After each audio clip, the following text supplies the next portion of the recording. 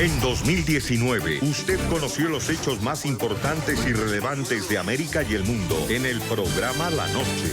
Las mejores entrevistas, investigaciones, análisis y los debates más intensos desde todos los ángulos de opinión. Esta fue una de las noticias que marcó la agenda informativa del año y que tendrá impacto en 2020. Buenas noches. La noche bajo la dirección de Claudia Gurizati. Enciende las luces para que usted siempre vea el punto clave de la noticia. Soy Jefferson Beltrán. Bienvenidos. La noticia.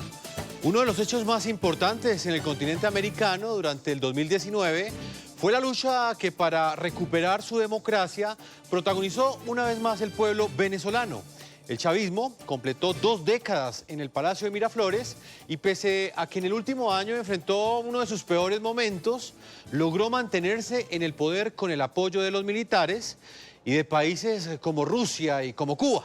El punto clave de esta noticia, la figura de Juan Guaidó, el balance y los resultados concretos que deja el reconocimiento que logró en el 2019 como presidente interino de Venezuela. Este 5 de enero, Guaidó aspira a reelegirse por un año más. El 2020 será un año clave para la democracia en Venezuela. En medio de las duras sanciones que ha recibido su régimen, Nicolás Maduro tiene ahora 2 grandes objetivos. El primero de ellos, impedir que Juan Guaidó sea ratificado en su cargo, y el segundo, recuperar el control de la Asamblea Nacional en las elecciones parlamentarias del año 2020.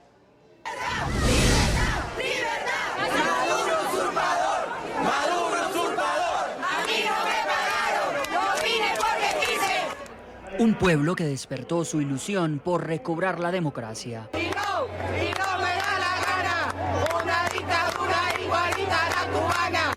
Un pueblo que, cansado de la tiranía del régimen chavista, decidió iniciar la Operación Libertad ante la usurpación del poder.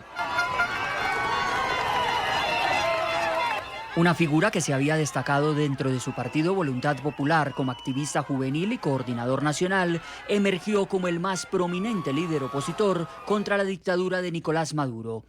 El presidente de la Asamblea Nacional juramentó como presidente encargado de Venezuela. ¡Juro!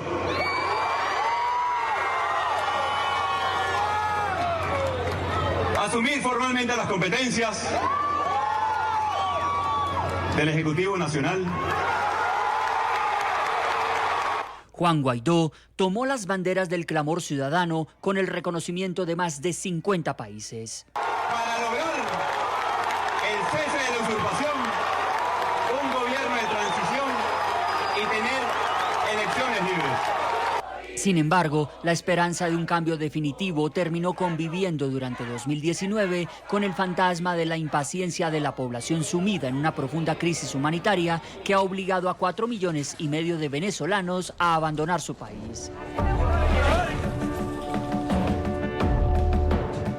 Pese al gran cerco diplomático contra la dictadura venezolana, el heredero político de Hugo Chávez sigue atornillado al poder, protegido y apoyado por su cúpula militar, las figuras más radicales del chavismo y países como China y Rusia. Esta batalla también la vamos a ganar y Venezuela saldrá adelante, airosa, superando agresiones, bloqueos. No han podido ni podrán jamás con Venezuela. En el primer año del gobierno interino de Guaidó, varios hechos marcaron la agenda. Convocatorias a protestas nacionales contra Maduro, un fallido diálogo exploratorio con el régimen en Noruega, el revelador informe de la alta comisionada de la ONU, Michelle Bachelet, que evidenció la grave situación de los derechos humanos en Venezuela, y el regreso a la Asamblea Nacional, luego de más de 2 años de ausencia, de los diputados del bloque parlamentario chavista. Hay un reconocimiento a este poder legislativo, entonces están reconociendo, como lo hace Europa, y lo dijo Europa la semana pasada, que la solución pasa por el Parlamento Nacional, que pasa por el cada uno. Pero también a la lista de acontecimientos se sumó el denominado acuerdo de diálogo entre un grupo minoritario de opositores y el régimen madurista, y la tormenta política desatada por las denuncias que involucran con supuestos actos de corrupción a un grupo de diputados de fuerzas políticas que respaldan a Juan Guaidó. El 2019 llegó a su fin sin que el primer y crucial paso de la hoja de ruta trazada por el mandatario interino, es decir, el cese de la usurpación, se haya concretado. El camino hacia las elecciones libres requiere la conformación de un órgano electoral independiente. Por ahora, la Asamblea Nacional ha logrado la instalación de la comisión preliminar para el Comité de Postulaciones Electorales. No ha sido suficiente, obvio, pero tampoco ha sido poco lo que hemos luchado, lo que hemos arriesgado y lo que hemos logrado y avanzado. Los invitamos a que participen en ese programa La Noche a través de las cuentas de Twitter, opinando con la etiqueta numeral La Noche Venezuela. Vamos a saludar a nuestros dos panelistas el día de hoy. Está con nosotros en Madrid, en España, Antonio Ledezma, líder opositor al régimen venezolano, alcalde metropolitano de Caracas en el exilio y expreso político. Señor Ledezma, como siempre es un gusto tenerlo aquí en el programa La Noche. Igualmente para mí, Jefferson, un saludo a ti y a todo el equipo de la estación y por supuesto, como siempre, mi mensaje de optimismo. No tenemos otra alternativa que seguir siendo optimistas a todos los venezolanos que dentro y fuera de Venezuela se mantienen en pie de lucha. Y está en nuestros estudios de Caracas, Venezuela, Lawrence Castro, es diputado a la Asamblea Nacional de Venezuela, miembro nacional del Partido Voluntad Popular. Bienvenido a La Noche. Muchas gracias, Jefferson. Un saludo desde acá, desde Caracas. Y bueno, nuestro mensaje es seguir luchando. Pues vamos a comenzar analizando en esa primera parte lo que ha sido el último año en esa lucha que protagoniza el pueblo venezolano por recuperar su democracia. Voy a comenzar con usted, señor Antonio Ledezma. ¿Cómo evalúa usted el proceso que ha liderado Juan Guaidó como presidente interino de Venezuela? Él se propuso una hoja de ruta que partía del cese de la usurpación, luego un gobierno de transición y luego unas elecciones libres. Finaliza el año 2019 y ¿usted qué evaluación hace de lo que ha representado Juan Guaidó en esta lucha por la democracia que protagoniza el pueblo venezolano? Bueno, comencemos por la punta del año, el mes de enero. Creo que a partir del 23 de ese mes, cuando Guaidó juró en plena vía pública asumir el artículo 233, o sea, el interinato del gobierno que preside, se tuvo lugar lo que yo he llamado la resucitación de la protesta callejera.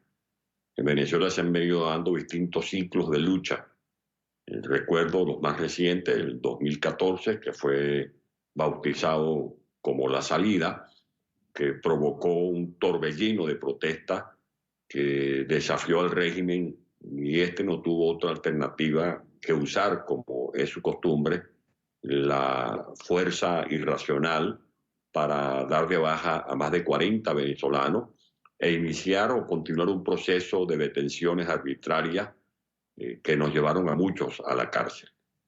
De allí que un punto importante es que se logra que el 23 de enero la gente retome en las calles, resucite la protesta callejera. En segundo lugar, se logra amalgamar a todos los sectores de la oposición, porque hubo cohesión en torno a una estrategia que tenía su simplificación en esos tres pasos a lo que usted hizo referencia: el cese de la usurpación, gobierno de transición, y luego de cumplido estos dos objetivos, comenzar a hablar con propiedad de unas verdaderas elecciones libres en Venezuela. En tercer lugar, se concitó en torno a este esfuerzo venezolano un respaldo que no tiene parangón en la historia contemporánea. Más de 54, 56 gobiernos democráticos del mundo, entre los cuales se cuentan Estados Unidos, a Colombia, a Brasil, Argentina, Chile, Paraguay, en definitiva de la misma Europa, como España, Francia, Inglaterra, Alemania, reconocieron la legitimidad del gobierno interino presidido por Guaidó, y eso fue algo correlativo a lo que había dicho ya la comunidad internacional después del fraude perpetrado por Maduro el 20 de mayo del año 2018. Bueno, ese es el punto de partida. ¿Cómo termina este año? Pasamos de una gran expectativa a una frustración.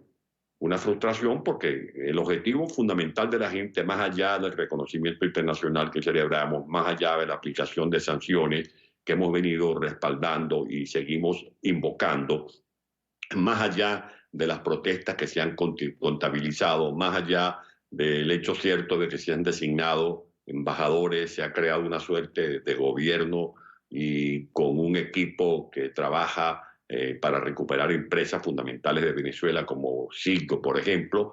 La verdad verdadera es que la gente tiene actualmente un sentimiento de frustración porque no se logró el objetivo central, que era el cese de la usurpación, impedir que Maduro siga cometiendo las barbaridades, como por ejemplo esto de seguir allanando inmunidades de los parlamentarios de forma irregular.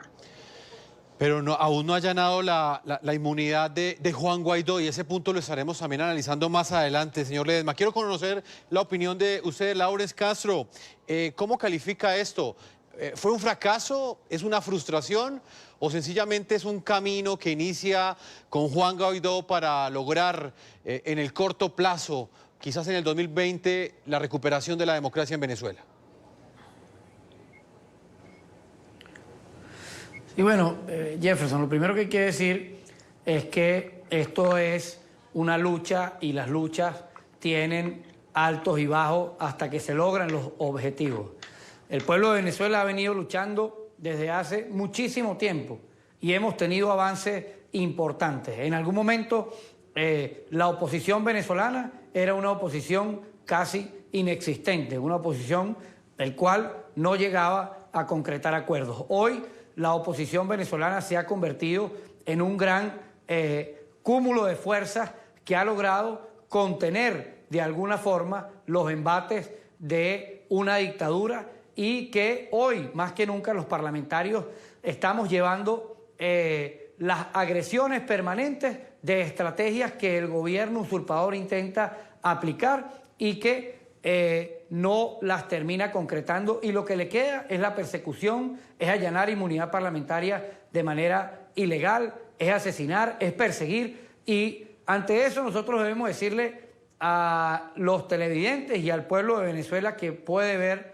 esta entrevista: nosotros no podemos centrarnos sencillamente en pensar de que no se cumplió el objetivo que empezando el año teníamos planteado y que esto debe deprimirnos. Por el contrario, nosotros debemos ver que si ciertamente el gobierno usurpador se sentó en las bayonetas y en las armas de la República para asesinar y perseguir porque ya no puede ganar ninguna elección, y que aquí hay unos diputados que estamos resistiendo de una manera digna, y ahí está el por qué hoy están persiguiendo y allanándole la inmunidad parlamentaria a diputados, porque la operación Alacrán Rojo no les ha funcionado, porque la compra de la dignidad de diputados no ha sido concretada. Y en ese sentido, nosotros debemos comprender que el 5 de enero es punto de partida para volver a levantar las banderas de lucha y volver a decirle al mundo que hay un pueblo de Venezuela que está convencido de conseguir su libertad y que no está, por el contrario... Sí, dime. No, diputado, le quiero preguntar brevemente, ¿usted cree que este 5 de enero debe ratificarse en su cargo Juan Guaidó? ¿Debe ser reelegido como presidente interino de Venezuela por parte de la Asamblea Venezolana? Bueno, nosotros estamos convencidos que la arremetida del régimen es sencillamente porque nosotros tenemos los votos, porque Juan Guaidó tiene los votos, porque ha manifestado que está dispuesto a dar el todo por el país. Hemos avanzado en la aprobación del TIAR, hemos logrado recuperar activos, hemos resistido los embates del régimen. No han podido hoy seguirnos señalando como una oposición débil, como una oposición escuálida. Por el contrario, hoy es una oposición con fuerza. ¿Que hay un desgaste? Es evidente que hay un desgaste. Las condiciones que tenemos acá dentro del país son realmente nefastas. Yo soy diputado por el Estado Mérida y debo decir que ayer hubo apagones tremendos en nuestra ciudad y las condiciones que tenemos en cuanto a nuestra economía son totalmente graves. Sí. Permítame. Para ratificar las ganas de seguir luchando, el Parlamento va a ratificar a Juan Guaidó. Señor Ledesma, ¿bajo qué condiciones usted apoyaría que Juan Guaidó sea reelegido como mandatario interino de Venezuela? Usted ha puesto el énfasis en aspectos positivos, en los logros que consiguió Juan Guaidó durante el último año, pero también ha puesto las luces sobre algunos puntos que no tienen contentos a todos los sectores de la oposición al régimen chavista. ¿Bajo qué condiciones cree usted que debe darse esa reelección de Juan Guaidó este 5 de enero? Bueno, hay que aprender de la historia y de nuestras propias vivencias. Si hacemos un análisis, es con la idea de detectar en dónde hemos avanzado satisfactoriamente y en qué nos hemos detenido como consecuencia de errores cometidos. Yo creo que hay que ensayar hoy la autocrítica, si de verdad queremos rectificar y avanzar. No se trata simplemente de ratificar a alguien o de elegir a alguien. Yo creo que lo que cuenta en esta coyuntura es que tengamos una estrategia, una verdadera estrategia con una auténtica unidad. No se trata de decir que hay unidad porque se convoque un grupo de personas que en una tarima penen los dientes, se sonrían y se hagan una fotografía y se le diga a la gente que estamos unidos cuando de verdad no hay una unidad eficaz. Creo que la autenticidad reclama que haya coherencia, que se dejen de lado los errores cometidos. Creo, por ejemplo, que ha habido sectarismo. Juan tiene que corregir la manera sectaria como ha conducido el gobierno interino. Esto no es el gobierno de un grupo. En segundo lugar, él no puede ser un presidente interino con una camisa de fuerza, sometido por 2, 3 o 4 factores. Yo creo que también es importante que él defina la estrategia que se alteró en el curso del año. Creo que hubo un error grave en la aplicación de la operación de Cúcuta el 23 de febrero. Se cometió un error en el intento de una negociación con factores del chavismo, llámese Michael Moreno, que es el que está hoy en día firmando las ejecuciones contra los diputados de la democracia. Una operación en la que se involucraba supuestamente a Padrino López, que es el ministro de la Defensa Vitalicia, que es el brazo armado de la narcodictadura. Creo que eso fue un error en la cual se bailaron algunos factores internos y también manejaron como venaditos algunos factores importantes de la comunidad internacional. Creo que fue un grave error habernos metido en el diálogo, porque es una reincidencia. Yo digo que la oposición ha tenido una lucha constante, no de ahora, de este año. Nosotros ganamos el Parlamento, la mayoría de votos para el Parlamento el 2013. El 2010 fuimos a una elección presidencial el 2013 que la ganamos. Fuimos a una elección parlamentaria y la ganamos en diciembre del 2015. Pero cada vez que el pueblo se moviliza, cada vez que damos un paso de avanzada, tanto Chávez en su oportunidad como ahora Maduro, apelan a su táctica de los diálogos, como ese diálogo nefasto, por ejemplo, que se hizo en Barbados por auspicio del Reino de Noruega, que ni siquiera ha reconocido a Guaidó. Y además, por último, recibimos con aplausos a los diputados del PSUV después que habían abandonado la Asamblea Nacional, violando la Constitución Nacional, y esos diputados que se volvieron a poner el sombrero de parlamentarios recientemente son los mismos que van y levantan sus brazos para votar el allanamiento de nuestros diputados. De allí que yo creo que tiene que haber una agenda muy bien definida, con coherencia. Yo colocaba hoy en mis redes sociales que de qué vale un parlamento con una narcotiranía. Nosotros ganamos el parlamento en diciembre del 2015, allanan parlamentarios, tienen secuestrado al diputado Requesén, diputados que están en la clandestinidad como Juan Pablo Guanipa, diputados que están en el exilio como mi compañero, por ejemplo, Richard Blanco. Yo creo que hay que decirle a Juan que hay que pisar el acelerador en materia, por ejemplo, de la invocación del TIAR, tomando en cuenta todas las opciones que están en el artículo 8 de ese tratado. Pues mire, pese a los esfuerzos del gobierno interino de Juan Guaidó por recuperar la democracia en Venezuela, lo cierto es que el régimen de Nicolás Maduro continúa allí, en el poder. Desde ese 23 de enero del año 2019, día en el que Guaidó se juramentó como mandatario interino, son varios los apoyos que ha logrado sumar a su causa y a la causa de los venezolanos. Sin embargo, la salida de la dictadura aún permanece en el imaginario de cientos de venezolanos y ciudadanos en todo el mundo. Si lo hacemos bien y representamos los valores estadounidenses, Maduro también caerá. En julio de 1989, Nicolás Ceausescu dijo que el capitalismo vendría a Rumania cuando las manzanas crecieran en los álamos, y en diciembre estaba colgando de una soga. El final también llegará para Maduro, simplemente no sabemos qué día. Y hoy es digno de aplaudir lo que está viendo el mundo, y es que la dictadura de Venezuela le quedan muy pocas horas, porque hay un nuevo régimen institucional que se está creando gracias al trabajo que ha jugado Colombia y otros países. Es tiempo de que Maduro se vaya. ¿Cuándo? Depende de él. Pero esa ventana está abierta, y eso será tarde o temprano. Vuelvo con nuestros panelistas analizando lo que ha representado para la lucha por la democracia en Venezuela esta estrategia que ha tenido como líder a Juan Guaidó. Vuelvo con Laurence Castro, nos está acompañando desde el epicentro de la noticia, señor diputado a la Asamblea Nacional de Venezuela. Ahí usted escuchaba estas declaraciones que se dieron durante este año, escogimos 3 de ellas. Escuchábamos al presidente de Colombia, Iván Duque, asegurando que a la dictadura le quedaban pocas horas.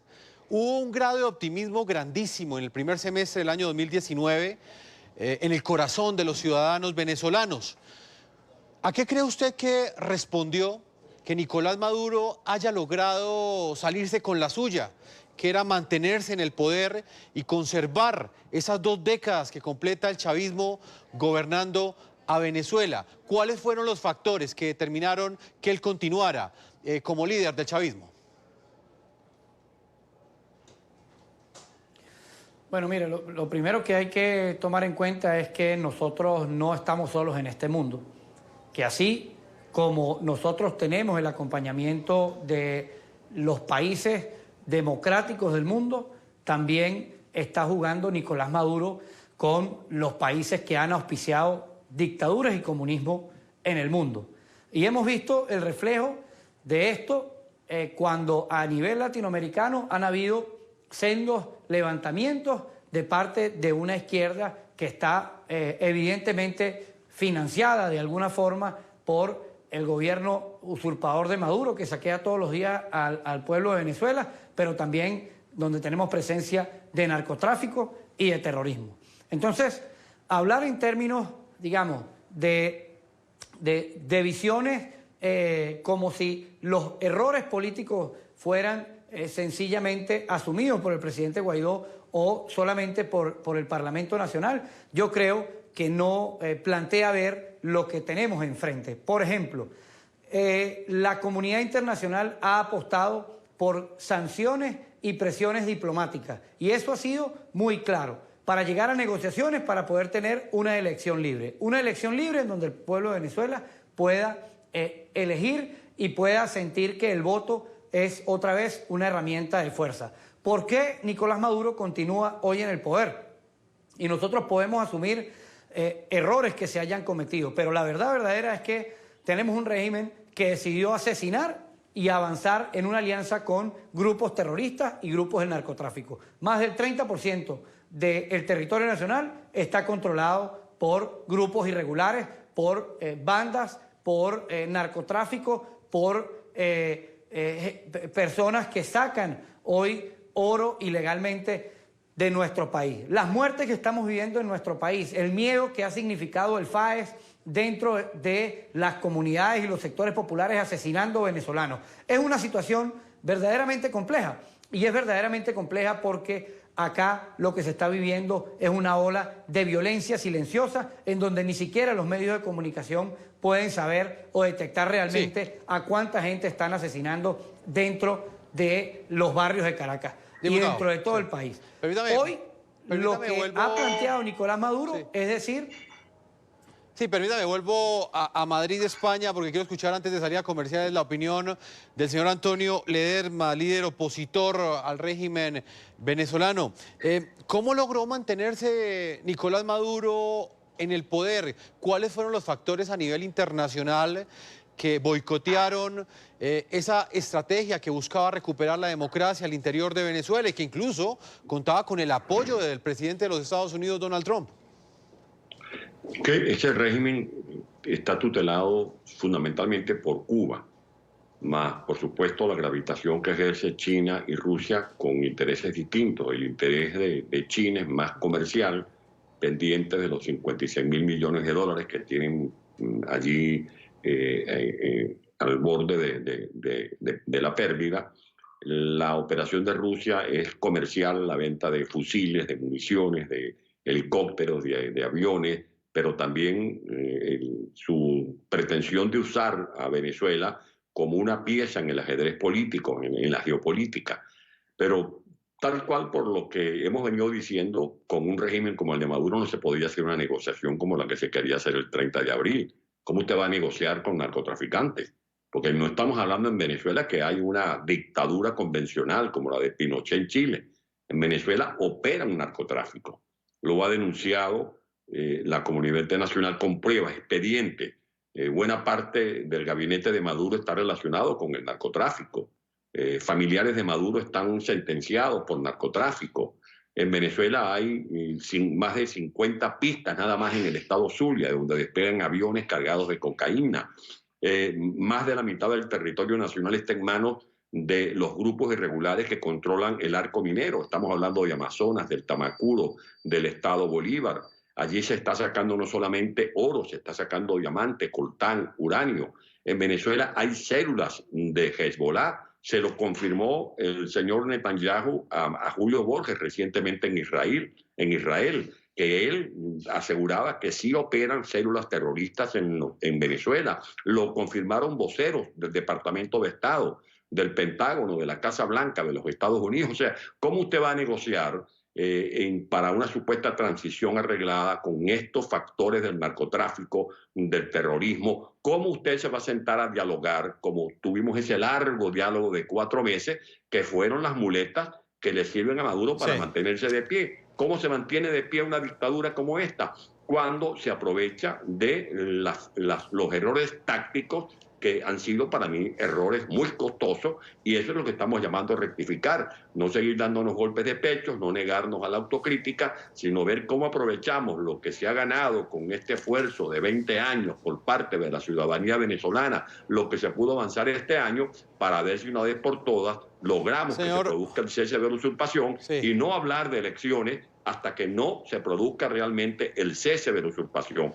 Creo que sería otro error histórico cometer la torpeza o la ingenuidad de pensar que con Maduro en el poder nosotros vamos a tener elecciones libres. Señor Laurens, brevemente, antes de marcar una pausa a comerciales, ¿qué opina del argumento que entrega el señor Ledesma? ¿Fue un error táctico haberse sentado a negociar en ese 2019 con Nicolás Maduro?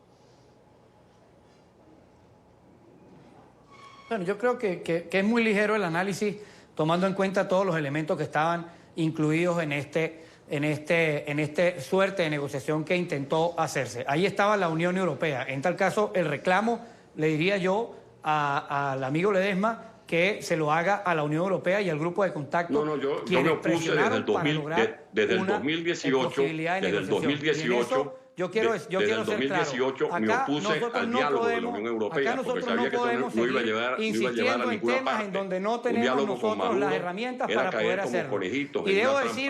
Y debo decirlo porque he escuchado con atención las cosas que ha dicho el amigo Ledesma y lo dice desde la distancia sin entender toda la complicación que tenemos hoy acá en el país. Es muy fácil hablar del TIAR, es muy fácil hablar de la posibilidad de intervención cuando los venezolanos no tenemos en nuestro poder la posibilidad de invocar la intervención ni tenemos la posibilidad de generar una guerra armada a la cual no estamos nosotros dispuestos a llevar al pueblo de Venezuela. Y nosotros, una cosa es hablar claro y decir lo que la gente quiere oír y otra cosa es la realidad de lo que hoy estamos viviendo acá en el país. Y yo creo que debemos ser responsables con los que estamos aquí viviendo en el país, la persecución, la cárcel y todo lo que estamos viviendo y no aquellos que sencillamente pasan una opinión sin tener realmente todos los elementos. Estamos abiertos a las críticas, pero las críticas con las herramientas reales que hemos tenido para pelear contra este régimen que es narcotraficante y que está dispuesto a asesinarlo. Nos asesinaron a un concejal, nos han asesinado a muchos dirigentes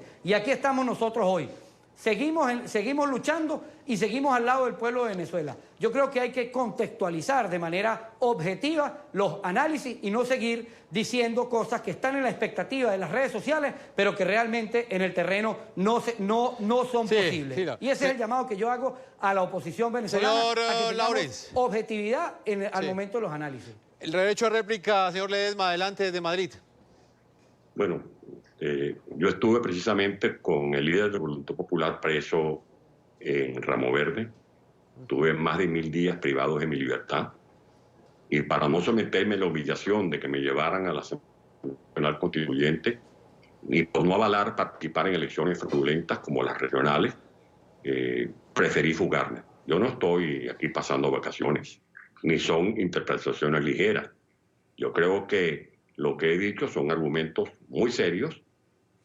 Cuando estamos invocando el TIAR, cuando estamos invocando la intervención humanitaria, es porque hemos definido ese régimen como un régimen delictual al que le cabe perfectamente la Convención de Palermo. Cuando me refiero que es un régimen relacionado con el terrorismo, es porque invocamos la resolución 1373 de la ONU. De allí que si nos cerramos a analizar las cosas con sinceridad, se van a cometer errores como los que se cometieron en Cúcuta. No es metiendo los errores debajo de la alfombra como vamos a corregir ni vamos a lograr el cese de la usurpación. Sí. No es negando lo que está a la vista de todo el mundo. De allí que cuando hablamos de que no queremos exponer a Venezuela a más sangre, a más muertes, ¿cuántas muertes? ¿Cuántas muertes más? Sí. ¿Cuántos niños tienen que morir más?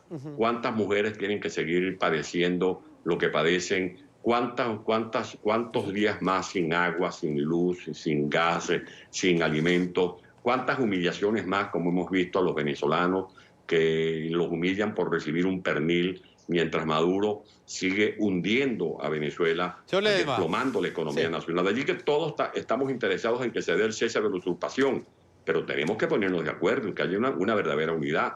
Porque si esto que se está ofreciendo es la alternativa al chavismo, bueno, por Dios, que nos agarre confesado. Porque aquí a mí me persiguió bastante el chavismo, a mí me persiguió bastante Maduro. Lo que no quiero es que me persigan mis propios compañeros de la oposición. Pues y que se respete la opinión que tenemos y las observaciones que hacemos. Nadie lo está persiguiendo. Yo estoy planteando, es muy grave lo que usted está diciendo allí. Que se descalifique a los 5 millones de venezolanos que estamos en la diáspora. Yo no hablo ni como líder de la oposición, yo hablo como un venezolano más que está en la diáspora y que tengo el derecho de hablar y de opinar como lo hemos venido haciendo. Debo marcar una pausa comerciales. Yo los invito a que me den unos minutos. Ya seguimos con ese interesante, el Parlamento. Ese interesante debate. Dos ángulos de opinión distintos analizando hoy aquí en el programa de la noche uno de los hechos más importantes en el continente americano, y es esa lucha que continúa protagonizando el pueblo venezolano por recuperar su democracia. Este año tuvo un líder, Juan Guaidó, presidente interino. Estamos analizando los aspectos positivos, los aspectos negativos y lo que finalmente logró en los últimos 12 meses. Una pausa y ya regresamos a la segunda parte de este programa de la noche.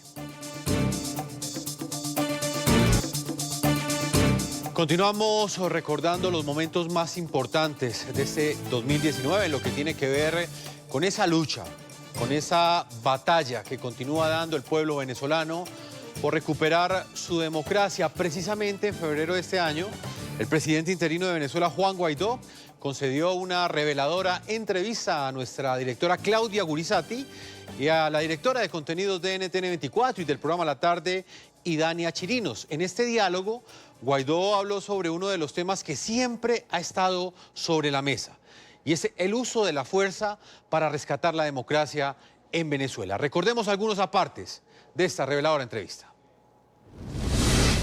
Yo quiero insistirle en si este apoyo de la comunidad internacional, que ha logrado un avance grande, porque lo ha logrado, sirve descartando el uso de la fuerza, o usted de todas maneras va a insistir en que estén sobre la mesa todas las opciones, precisamente con el argumento de que en Venezuela ya hay un derramamiento de sangre. todas las opciones están sobre la mesa, deben estar sobre la mesa. De nuevo, vamos a utilizar la mejor con la construcción de las capacidades que garantice la estabilidad, la gobernabilidad a menor costo social. Yo estoy seguro, es polémico, o sea, es polémico decir quién estaría a favor de la guerra. Nadie. O sea, eso evidentemente, incluso para los países que la han sufrido, saben lo costoso y lo dramático que es y lo que cuesta levantarse. Pero ya la guerra en parte existe contra la ciudadanía en Venezuela y tenemos que hacer todos los esfuerzos para que cese la tragedia, para que cese el hambre, para que cese la usurpación, para construir y levantar muy rápido Venezuela. Venezuela tiene un potencial ilimitado de recuperación económica muy rápida, muy efectiva en el corto plazo. Tenemos planes país maravillosos que va a incluir a Colombia, que va a incluir a Brasil, que va a incluir a Estados Unidos, a los países del mundo, a los que quieren invertir en Venezuela. Eso es muy importante, así que lo vamos a lograr muy rápido. Contamos con la cooperación internacional, entendemos la preocupación de los países vecinos y ellos están viendo lo que está pasando y yo estoy seguro que vamos a contar con ellos para lograr el objetivo. Comienzo este bloque con Lawrence Castro, diputado a la Asamblea Nacional de Venezuela. Ahí se escuchaba las declaraciones que entregaba Juan Guaidó en el mes de febrero, semanas después de haber iniciado este proceso de recuperación de la democracia al interior de Venezuela como mandatario interino de Venezuela. El señor Lawrence, decía Juan Guaidó en ese entonces que todas las opciones estaban sobre la mesa. ¿Usted cree que en este 2019 realmente la opción militar estuvo sobre la mesa? ¿Pudo haber sido esa una solución real para los problemas que enfrenta Venezuela? Bueno, yo creo que nosotros hemos dado muestras, el presidente Guaidó, de que lo que ha planteado en el discurso hacia allá ha avanzado. Y hablaba de todas las opciones que están sobre la mesa, pero también la construcción de las capacidades para cada una de esas opciones. Y aquí nosotros tenemos que poner una verdad en la opinión pública, y es que el uso de la fuerza no depende plenamente del Parlamento venezolano o de la figura de Juan Guaidó. Claramente hay unos países vecinos que evidentemente van a tener consecuencias en este tema, en donde la presión que se decidió en un primer momento fue la presión diplomática y el avance hacia sanciones, y evidentemente tener, digamos, como respaldo algunas fuerzas militares de contención. Nosotros hemos dicho y hemos avanzado en el Parlamento para darle facilidad a los países aliados para que podamos avanzar en los distintos temas y los distintos temas que están en los tableros, desde la intervención humanitaria hasta la presión diplomática para lograr elecciones, que sin duda alguna lograr unas elecciones libres es lo que puede generar menos costos en vidas y para la sociedad venezolana. Nosotros hemos dicho que están todas las opciones en la mesa, pero evidentemente la construcción de capacidades tiene que ver con el convencimiento de los países que están aliados para lograr la libertad y la democracia en nuestro país. Nosotros hemos dado el todo por el todo y hemos avanzado para convencer a tal punto que hoy la discusión dentro del TIAR ha sido impulsada por la Asamblea Nacional, por nuestro canciller y por el presidente Juan Guaidó. Señor Ledesma, esta frase se repitió muchas veces durante este 2019. Todas las opciones están sobre la mesa. ¿Hasta dónde la opción militar en este momento tiene la legitimidad necesaria al interior del pueblo venezolano? ¿Adquirió fuerza esta opción como la única salida a la dictadura que enfrentan los venezolanos? Siempre hemos dicho que lo que ocurre en Venezuela no solo compete, me refiero a la solución a los venezolanos, que ya bastantes sacrificios hemos puesto al servicio de la comunidad internacional para que el mundo vea lo que no debe ocurrir en ninguna otra parte del mundo. La ayuda humanitaria, la intervención humanitaria no se trata solo de un gesto de solidaridad, es también una acción de conveniencia, porque los problemas que está viviendo Colombia, más de 1.500.000 venezolanos actualmente en Colombia, la situación que está viviendo Brasil, por Roraima los garimpeiros en combinación con el ELN que controla, por ejemplo, el arco minero, en estos últimos meses sacaron lo equivalente a más de 50 millones de dólares en oro. Eso lo usan para financiar grupos irregulares.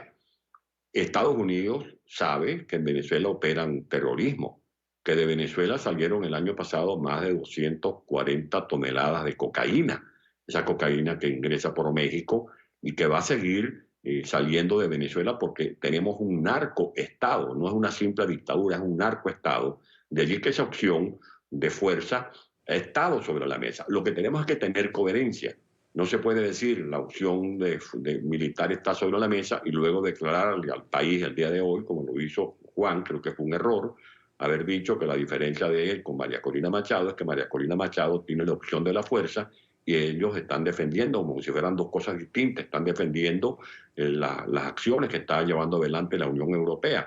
Hay factores en España, en Europa, que están a favor del diálogo, pero no para resolver el problema. Nosotros tenemos que localizar la solución del tema de Venezuela con nuestros aliados fundamentales, que son Estados Unidos, Brasil y Colombia. Fíjense que aquí ha habido matices. Si usted busca las declaraciones del señor Helio Abraham de hace algunos meses, mucha gente decía que Estados Unidos descartaba la acción de fuerza. Las últimas declaraciones del señor Helio Abraham, viendo lo que está ocurriendo en el país, es que esa es una opción que no puede descartarse. ¿Por qué no puede descartarse? Porque existe el plan global aprobado por la ONU el año 2001 con base en la resolución 1373, que es un plan global contra el terrorismo. Y Venezuela es un país cuyo régimen está coludido con el terrorismo. Existe la Convención de Palermo, que es una ley, digamos que es una ley asumida por la ONU para enfrentar las corporaciones delictivas. Sí, según el artículo 2 de la Convención de Palermo, en Venezuela no hay un gobierno, no hay un régimen, es una corporación delictiva que tiene que enfrentarse usando la fuerza, porque de lo contrario, esta gente seguirán haciendo lo que le da la gana con el Parlamento. Vean ustedes cómo hoy se allanan de manera irregular la inmunidad a 4 diputados, y lo seguirán haciendo. Cualquier diputado que asuma riesgos allá en Venezuela está destinado a este tipo de sentencias. Muy breve, una respuesta de un minuto porque el tiempo se me agota. ¿Debe la oposición en Venezuela, la oposición al régimen chavista, participar en las elecciones legislativas del 2020? No, en absoluto.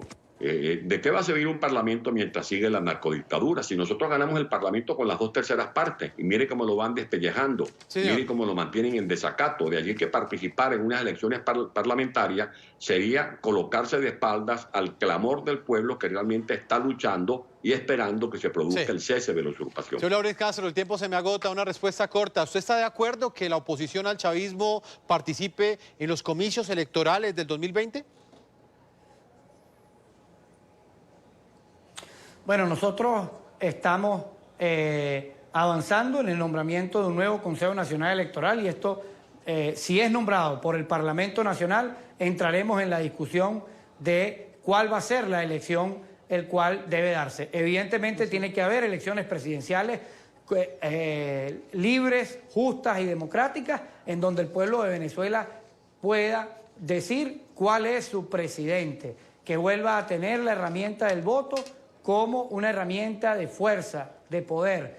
Esto solo si el Parlamento Nacional logra nombrar, como dice la ley, a el nuevo Consejo Nacional Electoral. Si el gobierno usurpador insiste en seguir rompiendo la Constitución y nombrarlo por los mecanismos que ellos quieren, pues evidentemente aquí habrá un Parlamento que se va a resistir. Pero nosotros no podemos seguir cayendo en dilemas falsos. Nosotros estamos llevando la posición para defender la Constitución del país. No hay ninguna tendencia dentro de nuestra postura que nos dé para salirnos de lograr que haya el cese de la usurpación y restituir las garantías democráticas en nuestro país. Lastimosamente el tiempo se nos agotó. Quiero agradecerle a ambos el tiempo que le han concedido a nuestra audiencia. Diputado Laurence Castro, gracias por haber estado con nosotros.